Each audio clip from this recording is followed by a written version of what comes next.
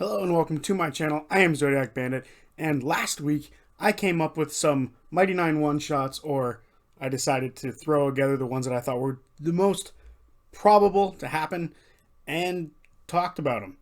But this time, I kind of want to go a little bit more in depth, and I want to bring up some suggestions that some of the viewers from that video pointed out as well. So, let's get into it. So first, I want to talk about Ishar coming after the Mighty Nein. Now, a handful of people said they didn't think this was possible due to Ishar respecting, but this is a hypothetical of Ishar got kind of sick of sitting around having lost to Jester. So, instead, I want to talk about something someone else said, which was Ishar might wait until Ford and Jester have kids and then go after the kids. And they also brought up Veth's kid and go after Veth's children. Why stop there? Yasha and Beauregard said they might adopt kids from an orphanage once Ford's fixed it up. Let's say Ford has already fixed it up and they've adopted a kid. Now we've got 3 children being kidnapped, minimum 3, from Ishar or by Ishar. That automatically puts a bunch of weight behind Ishar coming after people, and it goes right into the hands of, wanting to cause fear, dread, and horror in someone's mind. I think this is perfect. This is the perfect setup for getting Ishar to go after the Mighty Nein. And it could have some pretty big consequences as well. Do I think anyone should die? No. Lucas has already died once, and I don't need to see a child dying again. Or do I? No, I don't. But, some people got a little upset that no one died during any of the more strenuous moments of Campaign 2, which I think is absolutely foolish, but this could be one way to set up a sort of moral dilemma, where someone has to make a sacrifice to save the children. And that could be rather impactful and powerful and moving, and then they just bring them back with revival magic. So, yeah, I would like to see this kidnapping their children thing, and this could mean it could be set 10 years, 15 years after, whatever. This puts a long stretch of time to where this could happen. I think this is brilliant. So the next one is a sort of expansion on the idea of the Ukatoa one-shot that I brought up. Some people think that it should be a sort of EXU-style miniseries where Matt doesn't DM, but is instead playing Vandrin. I love this idea. I think that's awesome. It puts Matt in a good position to be a strong leveled character, which hasn't happened for him in probably a long time because he doesn't get to be a player all that often. He's probably done on a Dimension 20, but on Critical Role, I can't think of any, unless it's like a one-shot from ages ago, where he's gotten to play a high-level character. So this would be cool for him, but some people also suggested that instead of all of the Mighty Nein coming back, it just be Ford, Jester, Kingsley, and then Vandrin, and then a handful of guest players. That's a good idea too. I would personally like to see my 9 come back together. And another person suggested that the Cobalt Soul is where the eye was being kept, and that is how they bring Bo and Yasha back into the mix, and then also Caleb and anybody else that needs to be part of the M9 to make them the 9, because it could be stolen from there and then taken to wherever to revive Ukatoa, which would get Bo to come back because it was involved with the Cobalt Soul, and because Cobalt Soul service assembly drama going on, she can bring Caleb, Veth, and Yasha, no problem.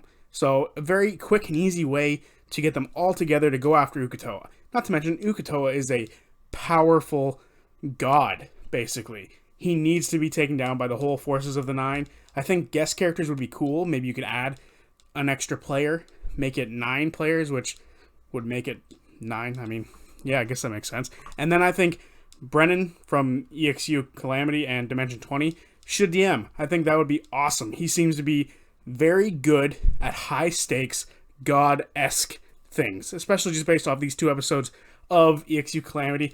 I think he'd be perfect to have this sort of god, sort of combat. I think that'd be fun. Yeah, bring Brennan into DM, make Matt a player, give me Mighty Nein versus Ukatoa, damn it. And after expanding on those 2 ideas, it's time to get into some more viewer ideas that I didn't even think of. One of them being going back to Ford's orphanage and either fixing it or destroying it depending on how things go.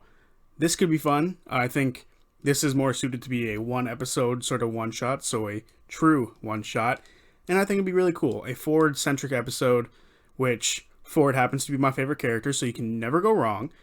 And I think it'd be nice because that was one of the few like hanging threads from campaign 2 that we never really got to touch on. Granted, it wasn't something that defined Ford's past. Like, he didn't look at it that was important. It's not important. What was more important was being with Vandren on the ship and on sea. So this orphanage was sort of way in the back burner. It's what gave him his name, and that was it to him. So him going back now would be sort of rectifying anything left behind. Now that he's got Vandren on his side and potentially he's already dealt with Ukatoa, maybe this would be his last little hurrah before just continuing on with life and just enjoying life until a Shire comes, like we've been talking before. So yeah, I think this would be a nice 4.5 hour one shot of going in, wrecking house, cleaning up the streets, and giving some kids a nice place to live. And one of you viewers pointed out that there is a very pissed off dragon turtle on the coast of Rumblecusp that is very pissed off for being turned into an actual small turtle. They turned him into a regular turtle, which would be incredibly insulting for a dragon turtle. I can imagine this would piss him off to the end of his days. I mean, he was pissed for so long that they even decided they might use him to fight Ukatoa at one point. And I think that would be hilarious. They go back with the 9 hero ship and they totally have forgotten about this dragon turtle. So they've gone back to Rumblecusp. They're going to the Beaurebar.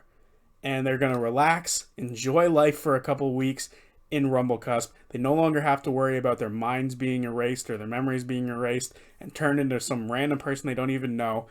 And then this dragon turtle attacks their ship again. For everyone who forgot, this bastard is the reason they no longer have the ball eater.